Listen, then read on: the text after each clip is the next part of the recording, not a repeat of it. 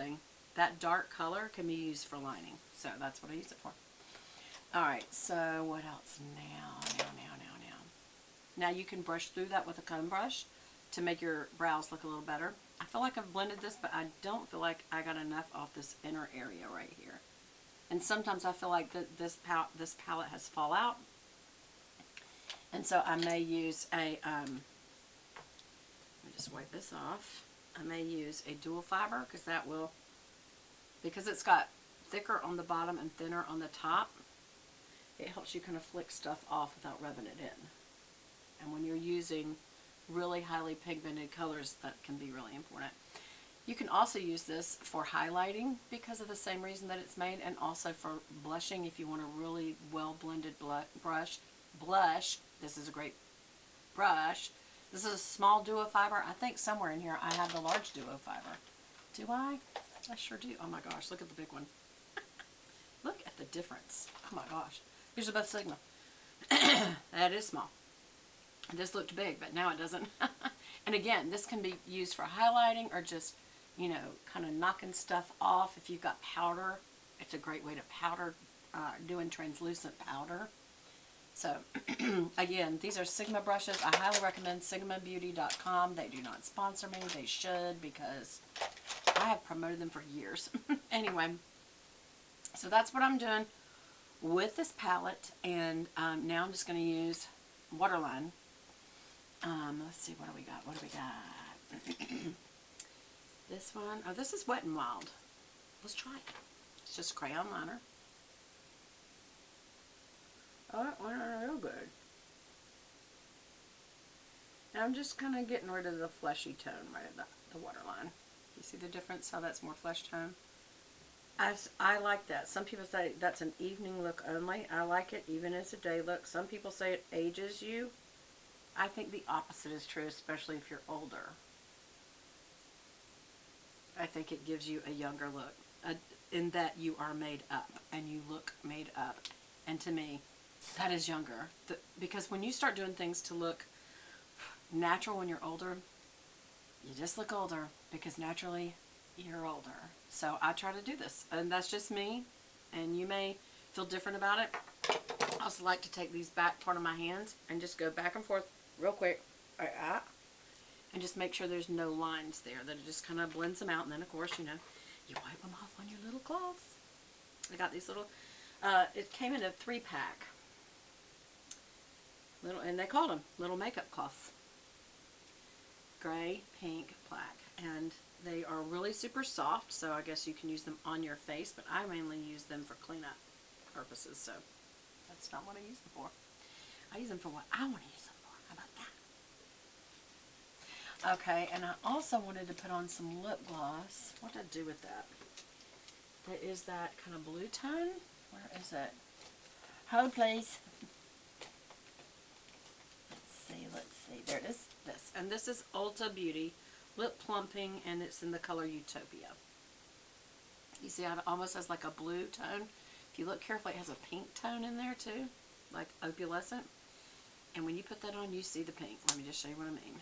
And that's kind of what I'm going for today. Look at that. Look how pink. Oh my gosh, that's super pink. But when you put it over your lipstick, that was an interesting noise. I'm hearing all kinds of noise in the house because we just had our roof done. We needed a new roof.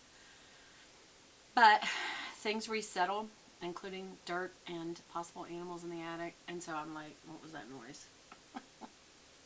Okay. Oh, see? Now, because when you use a dark shadow on the lid, you don't really need a lot of lash, y'all. You really don't. So what am I going to use for eyelash? Let's use this Wonder. I think it's Wonder. Oh, that's Brow.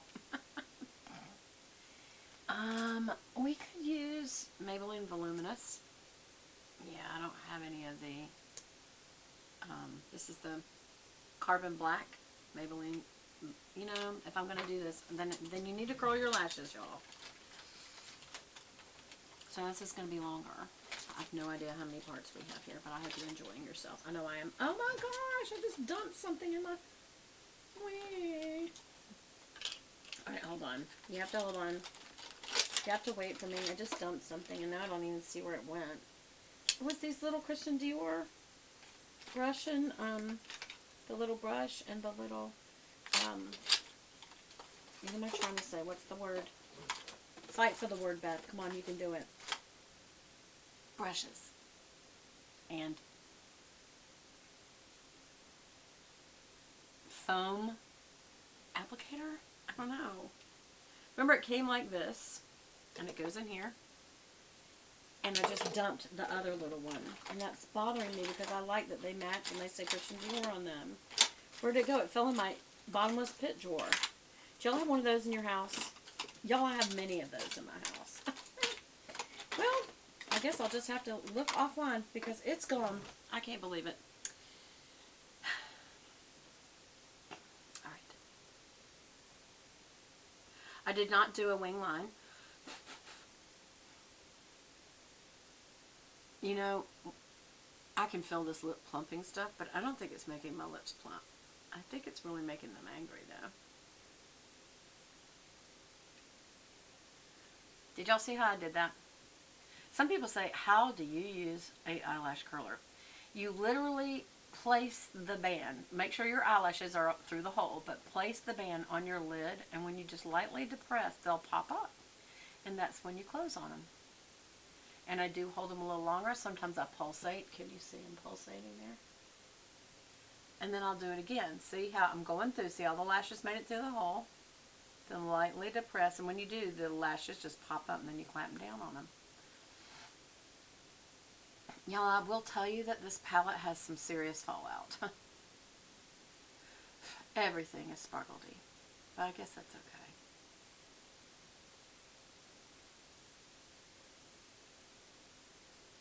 Even that brush didn't pick it all up.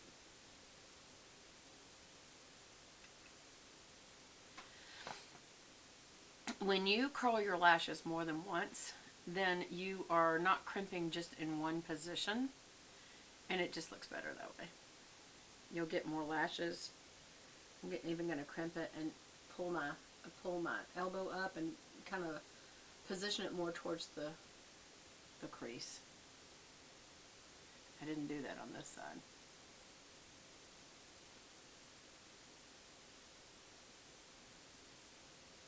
Like that. You let it out just a little bit and then you turn this back towards your socket or your crease, and that curls it back. Instead of just straight up like that, it curls it back more like that. Alright, then what do we always do? Always use your cloth to wipe off any extra agu, because that is your actual agu. That's where your moisture meets, and you don't want that staying on this. So you use your little cloth, and once you do that a couple of times, you need to wash this cloth because there's only so many places on it. I always fold it over so I know that is underneath it somewhere, and then I wash it. It's driving me crazy that that little brush got lost in the drawer. So first of all, tip out your lashes like this, then come through.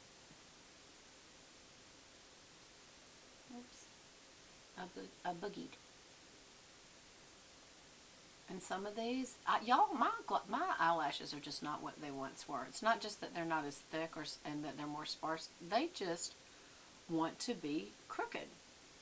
And it used to be that when I would use the eyelash curler, it would make them straight in one position. Now it's just like they go all cattywop. It's the weirdest change.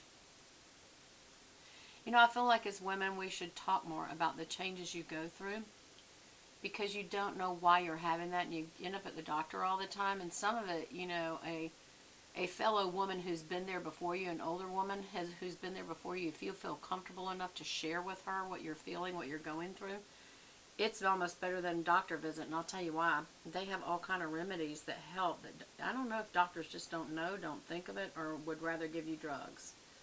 But it would be a very personal channel. Now, mine is not a children's channel, but I think that some kids, teenage kids, do watch it. So, but they're nothing that I would not share with a teenager at some point that they need to know about being a woman, because there's things that you just don't get told. And I remember back in the day, my mother wouldn't have told you. They didn't believe in talking about personal stuff of any kind. Any kind.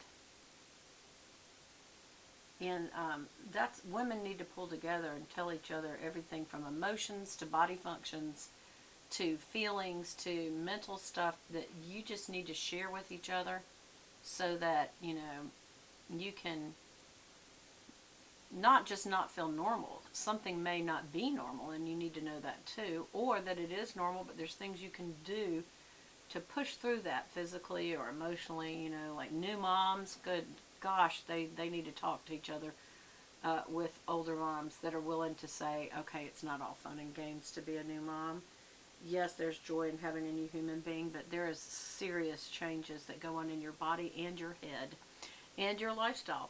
And this is something that older moms back in the day just accepted, and it was a good thing that they did. In other words, your life is no longer about you at all. And that is part of being a mom. I mean, you're literally, you have a new responsibility and a new job, and you do need to take care of yourself. But when you're raising a child, you need to show them that you're taking care of you, because that's very important, whether it's a little boy or a little girl, that you take care of yourself so they can see the example of taking care of yourself in their mother. But also you need to train them up in conversation about the Lord. And it's full-time work, because you've got to be very fluid in the Bible yourself. So you got to make time to read it and hear sermons. And it's like, when do you have time for that when you're a mom? I mean, it's just, it's really a lot of work. It's full-time work. And then when you add on to that, single moms or married moms that are working and trying to balance the short amount of time that you have with, from chores to not only being chores but teaching and loving and nurturing, and it's hard to do all of that. So, but we don't always tell people that's coming, and I think we should talk more about the realities of being a woman, being a parent. Empty nesting. I'm ahead of the gals in my life group by a few years, and they experience just how hard empty nesting is. It's almost a certain level of depression